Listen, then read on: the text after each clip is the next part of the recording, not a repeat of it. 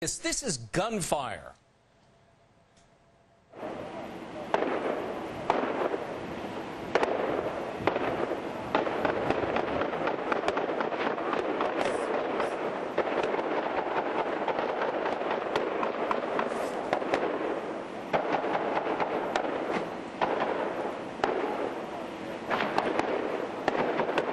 Unbelievable, and 3 police officers died in a hail of bullets. According to the latest reports, we should get some confirmation in the news conference momentarily. Police say the gunman is in custody this hour after a standoff that lasted for several hours. One witness says he heard hundreds of gunshots and, well, you heard it yourself. Friends of the gunman say he owned an AK-47, which may explain some of that gunfire. And he also had other weapons. They say he was terribly upset about losing his job, but afraid that the Obama administration was about to ban guns. On Saturday, April 4th at 7:05 a.m., the Zone 5 officers responded for a call for a domestic at 1016 Fairfield Street in the Stanton Heights section of the city. Upon one officer approaching the house, the actor opened fire on the officer, fatally wounding him. The second officer, who was behind the first officer, he also sustained a fatal wound to the head as well. The third officer, who was on his way home, actually, that heard the call come over the radio that decided to back these officers up, was also fatally wounded as he tried to assist both officers. We had a fourth officer that responded to the scene as well.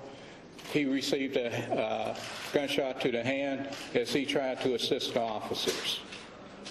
As the SWAT armored vehicle arrived to rescue the officers, it too was fired upon as soon as they approached the area to try to rescue the officers away from the scene. As units responded from the various jurisdictions to the scene, numerous rounds of gunfire could be heard.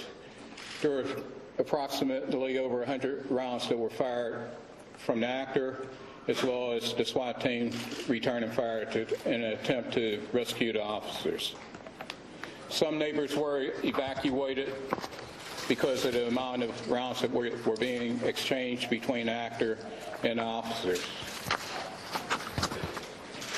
There were 2 officers that were injured later. One officer sustained a leg injury, broke his leg, and the other officer, as I stated, had the gunshot wound to the hand. The actor was also injured in this melee of rounds that were being fired. The actor actually had a bulletproof vest. He also had several weapons, the AK-47 and a .22 long rifle, and also a pistol. Chief, were the officers aware that there may have been weapons involved in this domestic altercation when they arrived on the scene? At the current time, we're still investigating that, but the call was dispatched as possibly no weapons on scene. Chief, when you talked to the suspect, was there any motive that he gave for why he did this? There was no motive at this time. As I stated, the subject, the actor, was injured as well. He's receiving medical treatment as well. Do you know if the police had actually responded to any of those problems? Yes, the police, as far as we can ascertain right now, had responded to that address at least two to three times.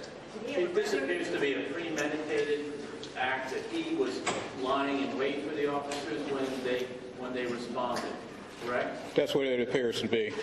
They knocked on the door.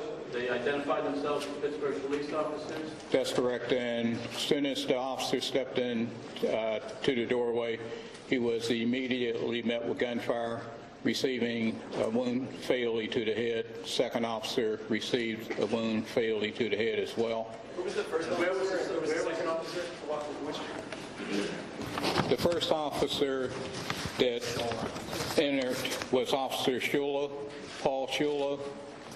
The second officer, his backup officer, was Officer Melee. And the third officer that responded while en route going home from finishing either his tour of duty was Officer Eric Kelly. I'm not a crook.